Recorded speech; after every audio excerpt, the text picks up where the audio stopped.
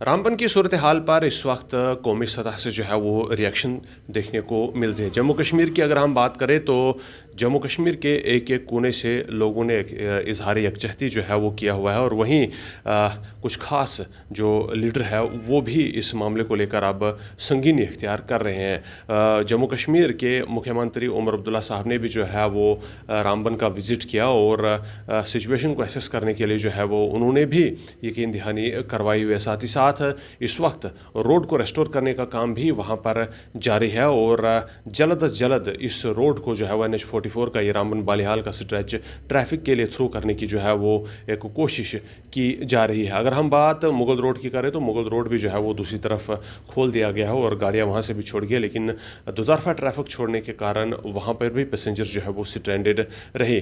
इस समय की अगर हम बात करें तो अलग अलग जगहों से रिएक्शन सुनने को मिल रही है, जैसा कि हमने पहले भी कहा, लेकिन खास यहाँ पर आज सफ़ीर चौधरी आम आदमी पार्टी के एक नामवर नेता है, वो जो है वो अपने इजहार यहाँ पर रामबन क्लोड बस्ट को लेकर के रखेंगे। क्या कुछ कहते हैं जानने के लिए बने रहे हमारे साथ।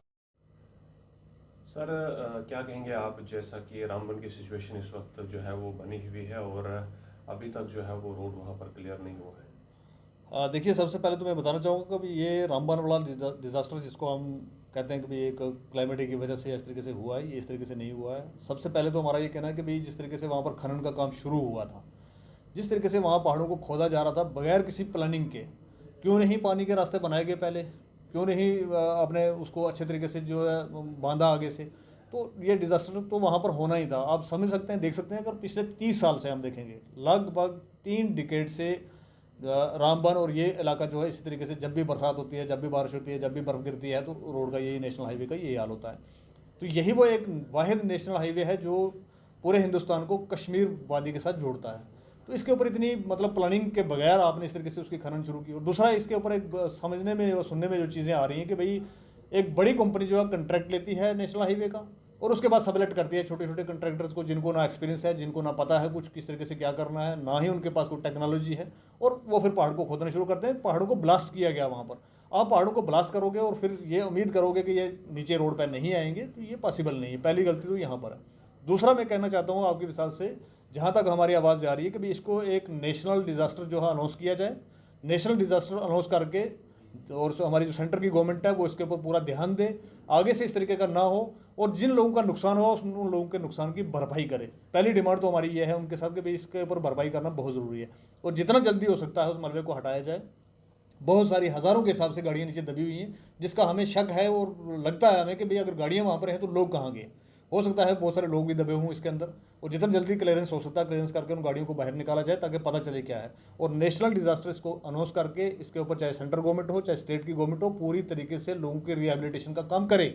जिन लोगों के घर चले गए हैं, जिन लोगों के जो अपने रोज़मर्रा के रोज़गार के वसाइल थे, होटल थे, छोटी छोटी दुकानें थी, चली गई हैं, इतना भारी नुकसान हुआ वहाँ पर, और उसके ऊपर अभी तक जो है कोई भी सेंट्रल गवर्नमेंट की कोई स्टेटमेंट नहीं आई है। ये बड़ा दुखदायक है और इसके ऊपर इमीडिएट जो है कोई ना कोई रिस्पांस जो है सेंट्रल गवर्नमेंट को करना चाहिए, कोई पैकेज अनाउंस करना चाहिए उस एरिया के लिए और इन लोगों को कंपनसेट करना चाहिए। बहुत ज़रूरी ये डिमांड है हमारी। सर जो स्ट्रैंडेड है वहाँ पर इस वक्त लोग, उनके लिए कहा जा रहा है कि उनको राशन की किल्लत आ रही है और साथ ही साथ जो जिस डायरेक्शन में गाड़ियाँ इस वक्त चलना शुरू हुई है, यानी जो रामबन के दूसरी तरफ से बनहाल की ओर गाड़ियाँ जाती हैं या गुल संगलदान से जम्मू की तरफ गाड़ियाँ आ रही है, लोगों से हैवी जो अमाउंट है वो एज अ किराया जो है वो फेयर वसूल की जा रही है। 20,000 तक लोगों का जो है वो बुकिंग कराई जा रही है। इस पर क्या कहेंगे आप? देखिए, इस पर मैं कहना चाहूँगा कि जब भी ऐसा कोई इंसिडेंट होता है और ख़ासकर इस एरिया स्ट्रेच के लिए, पूरा स्ट्रेच जो है ये पतनटाप से शुरू करके बनाल तक, बनाल टनल तक जो भी ये स्ट्रेच है, इसमें जब कभी भी प्रॉब्लम आती है तो आप देखते हैं एयर फेयर आसमान को छू रहे होते हैं। छोटी छोटी गाड़ियों के जहाँ पर 2,000-3,000 जो पैसेंजर का फेयर बनता था वहाँ से सीधा 10,000-15,000 पे पहुँचा दिया जाता है। तो ये एक तरीके की लूट है। एक आम आदमी जो जनमानस यहाँ का है बेचारा, जो फंसा हुआ है, जो स्टैंडर्ड है, उसको निकालने के लिए गवर्नमेंट को इसके ऊपर कोई करना चाहिए कि यहाँ से गाड़ियाँ जम्मू से भेज के वहाँ से लोगों को निकालना चाहिए, कश्मीर वाली साइड से गाड़ियाँ भेज के वहाँ से लोगों को निकालना चाहिए। वो ना करके सरकार चुप करके तमाशाई बन के बैठ के देखती है और लोगों को वहाँ पर बिल्कुल सरेआम और दिन दहाड़े लूटा जा रहा है। इसको हम कंडेम करते हैं और सरकार को कहते हैं कि भाई थोड़े से होश के नाखन लें, और खासकर एलजी साहब कि भाई आपको तो बड़े बड़े महल मिल गए हैं यहाँ पर, फ्री ऑफ कास्ट और बैठ के आप तो एंजॉय कर रहे हैं। कम से कम इन लोगों के बारे में सोचिए, क्योंकि आज आपके पास सरकार से भी ज़्यादा पावर जो है वो एलजी साहब के पास है। तो इसके ऊपर उनको देखना चाहिए। और ये जो लोग फंसे हुए, मैं तो कहता हूँ फ्री ऑफ कास्ट इनको वहाँ से जम्मू से गाड़ियाँ बेच के आरटीसी की निकालना चाहिए, कश्मीर वाली साइड से गाड़ियाँ बेच के निकालना चाहिए इनको। वो ना करके आप अगर इस तरीके से छोड़ेंगे, जो पूरी गाड़ी की बुकिंग जम्मू से श्रीनगर की 3,000-4,000 बनती थी, आज वहाँ से जम्मू लाने के लिए या वहाँ से श्रीनगर लेने के लिए थोड़ा सा स्ट्रेच के लिए जो है वहाँ पर इतना हैवी अमाउंट चार्ज किया जा रहा है। एयर फेयर की बात करें हम तो इतना बुरा हाल है यहाँ पर। दूसरी रास्ता था हमारा यहाँ से पीर गली वाला जो मुगल रोड का, उसका बुरा हाल है। आप देख सकते हैं दोनों तरफ से ट्रैफिक छोड़ के किस तरीके से लोग स्टैंडर्ड हुए हैं वहाँ पर, और रातों रात जो है लोगों को गुजारनी पड़ रही है रोडों के ऊपर। तो ये बड़ा ही दुखदायक है और बड़ा मैं कहूँगा एक इमैच्योर सी गवर्नमेंट है जो इसके ऊपर कोई फैसला नहीं ले पा रही है, चाहे वो एलजी का प्रशासन हो चाहे जो है चुनी हुई सरकार हो। लोगों के लिए कुछ भी नहीं किया जा रहा है, जो ये बड़ा दुखदायक है। और इसको नेशनल डिजास्टर घोषित करके इमीडिएट इसके ऊपर रिहेबिलिटेशन का और इन सारी चीज़ों का काम करना चाहिए।